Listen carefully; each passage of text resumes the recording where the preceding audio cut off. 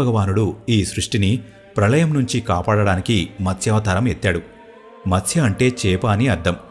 సతయుగం ప్రారంభంలో సత్యవ్రతుడనే రాజు ఉండేవాడు. ఒకరోజు అతను నదిలో స్నానం చేశాడు. స్నానం పూర్తవగానే ఆ నది నీటిని చేతిలోకి తీసుకున్నాడు. ఆ నీళ్లతో పాటు ఒక చేప వచ్చింది. అతను రాజధర్మాన్ని పాటించి ఆ చేపని మళ్లీ నదిలో వదిలేయాలని నిర్ణయించుకున్నాడు. కాని ఆ చేప, నన్ను మీరు నదిలో వేయకండి, నదిలో ఎన్నో పెద్ద పెద్ద చేపలు ఉన్నాయి, అవి నన్ను తినేస్తాయని చెప్పింది. అది విన్న సత్యవ్రతుడు ఆ చేపని తన కుండలో ఉంచాడు. కాని ఒక్క రాత్రికే అది చాలా పెద్ద చేపగా మారింది. అప్పుడు రాజు ఆ చేపని సాగరంలో ఉంచాడు. చూస్తూ చూస్తూనే అది చాలా పెద్ద చేపగా మారింది. రాజుకిది ఒక సాధారణమైన చేప కాదని అర్థమైంది. వెంటనే రాజుగారు ఆ చేపని తన నిజమైన రూపంలోకి రమ్మని కోరాడు. వెంటనే విష్ణు భగవానుడు ప్రత్యక్షమై, ఇది నా మత్స్యావతారం, ఇప్పటికీ సరిగ్గా వారం రోజుల